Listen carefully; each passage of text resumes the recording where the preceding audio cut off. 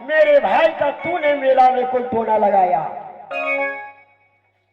जब मेरा भाई उदल नहीं तो तुम कौन हो?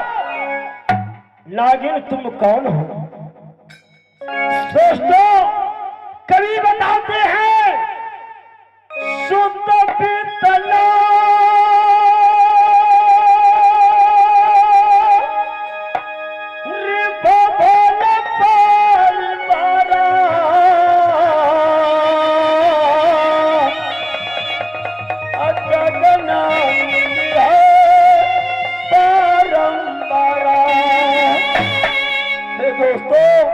शुद्ध नाम बालक होता है, वित्त नाम धन महलदारी होते हैं।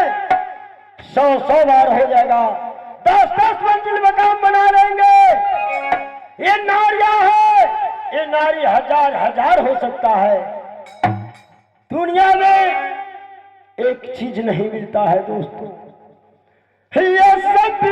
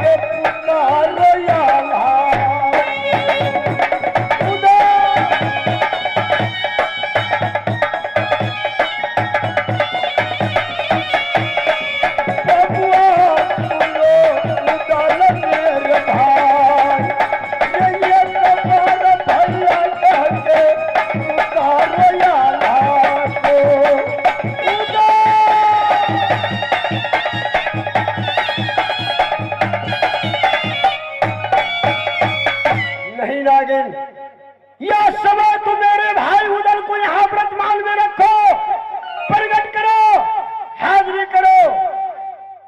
लत बदन बदन के चमरत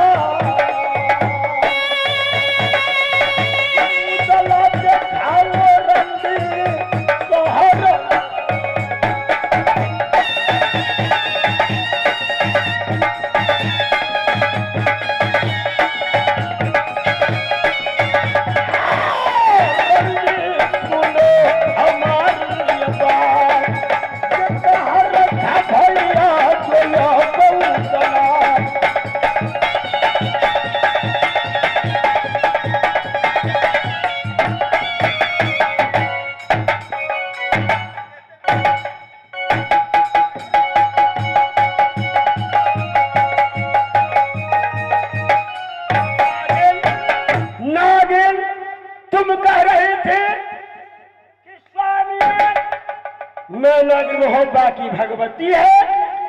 देवर उदल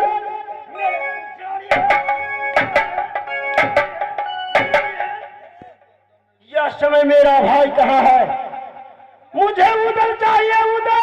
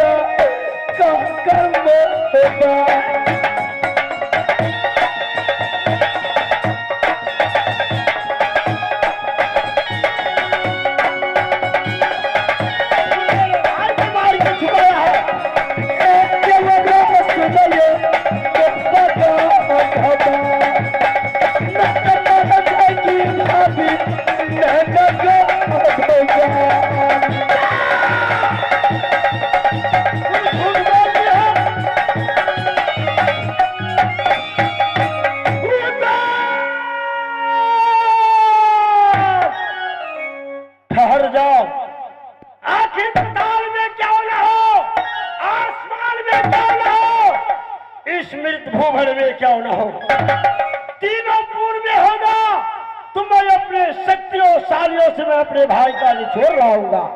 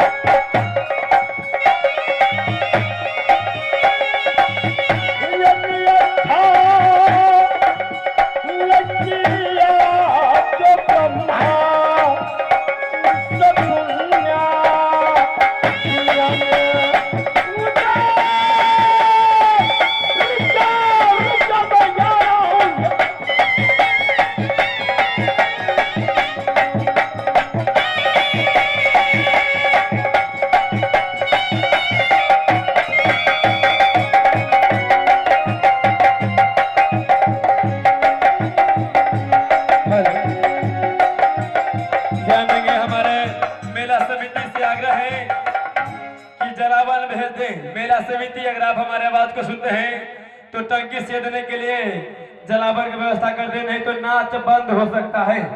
हमारे मेला समिति आपको बहुत देर से अनाउंसमेंट क्या करते हैं।